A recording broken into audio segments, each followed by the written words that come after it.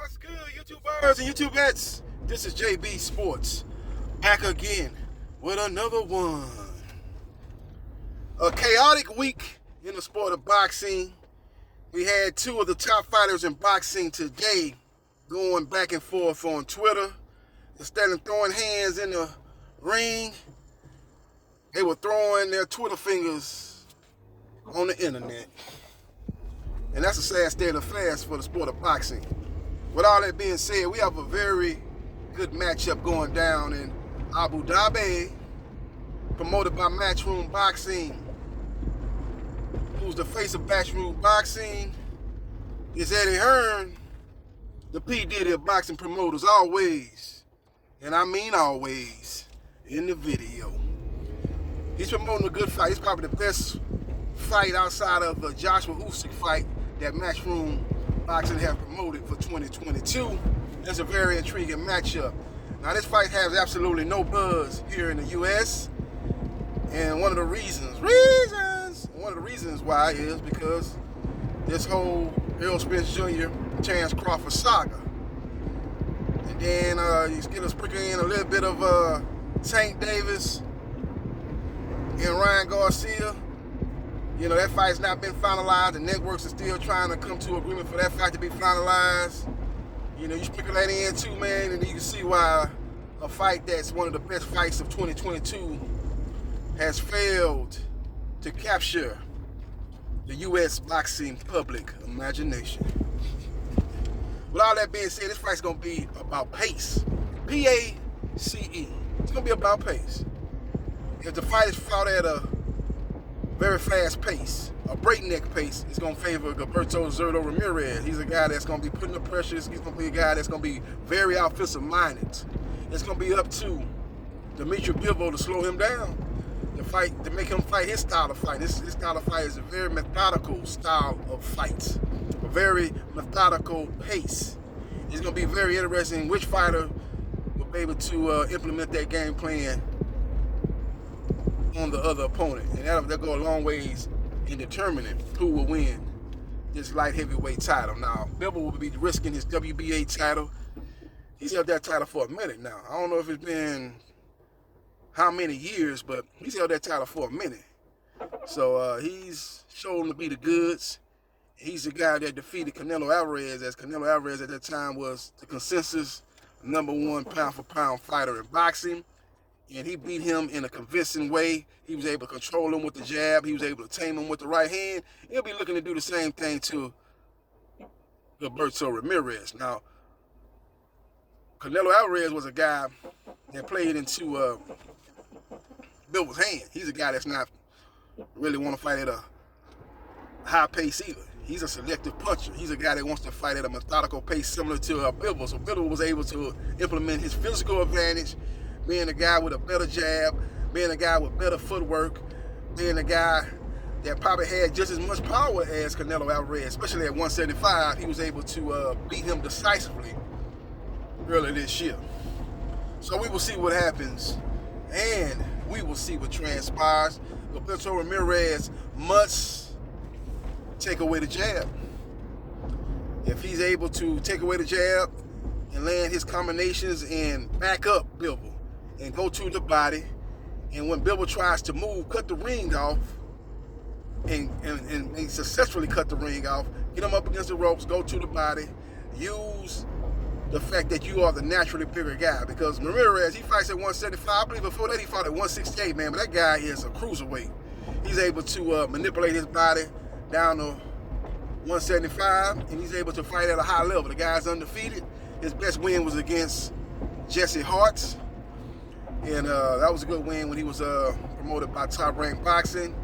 As we know, Bivol's best win was against Canelo Alvarez, but he's also beat John Pascal. You know, he's beat some good fighters over the years. And he's one of the top pound-for-pound fighters in boxing. He's definitely a top 10 pound-for-pound fighter in boxing. With all that being said, I think this is going to be a very, very interesting matchup. I wouldn't say this is a 50-50 fight. I probably would give Bivol the slight edge. To me, this is more of a 60-40 fight, or maybe a 55-45 fight in favor of Bivol. He's just a guy that's more technically superior than Ramirez. He's a guy that is well schooled in the game of boxing. Ramirez sometimes fight on emotion, and that could be to his detriment when you fight a guy that's cold-blooded and a guy that is going to stick to the game plan, that's not going to get outside himself, and Dmitry Bivol. So we will see what happens, and we will see what transpires. I think it's going to be a very, very, very close fight. A very close fight. I think Dmitry Bivol pulls it out, but he's going to be tried, true, and tested in this fight. Make no mistake about it. And I think the overall activity and the overall punch output is going to give Ramirez a chance to win this fight. But this fight might come down to what a judge likes. If a judge likes a guy that's throwing a lot of punches but maybe not landing the punches, see, this fight would be very good for Ramirez if it was on the West Coast. If he had the fan support on the West Coast, when he's throwing all the punches, some of them might not be landing, but the crowd is going crazy, maybe influencing the judges. That type of fight, he could possibly pull a fight like that out, because I don't see a knockout either way. I think it's going to go to the judges' scorecards. It's going to come down to what a particular judge like. If you like the guy that's landing the more clean, effective punches, I think Bivol will get the decision. But if you like the guy that's throwing a lot of punches, applying a lot of pressure, trying to make the fight a more aggressive style of fighting that a judge prefers, then you'll go with Ramirez. This is a very interesting matchup. Very, very interesting matchup.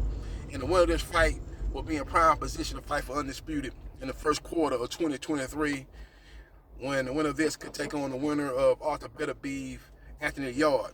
I just hope basically we're in a de facto light heavyweight tournament. I know we got different promoters and different networks involved with these 4 fighters I just mentioned.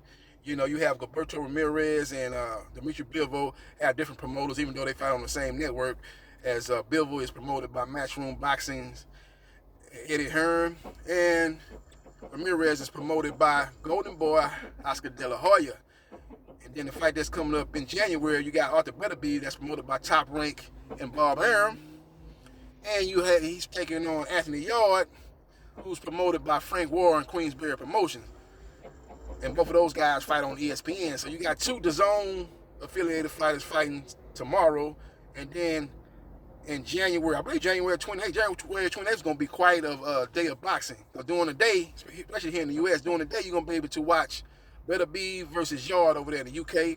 And then later on that evening or later on that night, you'll be able to watch Jermell Charlo fight Tim Tszyu for undisputed, as Jermell Charlo be risking all 4 of his belts against the undefeated Australian junior middleweight contender. So that's going to be a good date for boxing. So we will see what happens, and we will see what transpires. I got Bivol winning this fight by split decision. I think it's going to be a very close fight. I just think that he's going to do enough to hold on to his title. When you're the challenger, you got to go a little bit beyond. You got to leave no doubt when you are trying to take the title from a champion, especially a long-reigning champion, Dmitry Bivol. I think he's going to go do a little bit more than Bivol do. I think if it's a very close fight and there's a lot of close rounds, you get the benefit of the doubt to the champions. At least that's what they used to do back in the 70s and 80s. You know, it's not so much now. You know, sometimes it comes down to, like I said earlier, what a judge prefers. They're not going to look at, okay, Bivol's the champion, you got to take the titles away from Ramirez. Now they're actually looking at that, because that judge likes a guy that's throwing a lot of punches, coming forward, a very offensive-minded fighter. Even though he might not be effective in that style, they tend to lean toward him in a very close fight. And we got these swing rounds, they might lean toward that type of fighter. So it's going to be a very, very interesting matchup, and I think it's going to be a very, very interesting decision, because I believe this is going to be a close competitive fight. It's going to be a lot of swing rounds. So we will see what happens, and we will see what transpires. But again, I like Dmitry Bivol by split decision to retain his WBA light heavyweight title and get one step closer to undisputed at 175 pounds. Let me know your thoughts in the comment section. Who you like in this fight? If you think it ends in stoppage, which I don't see, I'm like Ray Charles, I can't see it. Let me know in the comment section what round you think this fight ends in and who gets the stoppage. Let me know your thoughts. Follow me on Facebook, Gerard.Briscoe.3551. Like, share, and subscribe to JB Sports. The man, the myth, the legend. And I holla.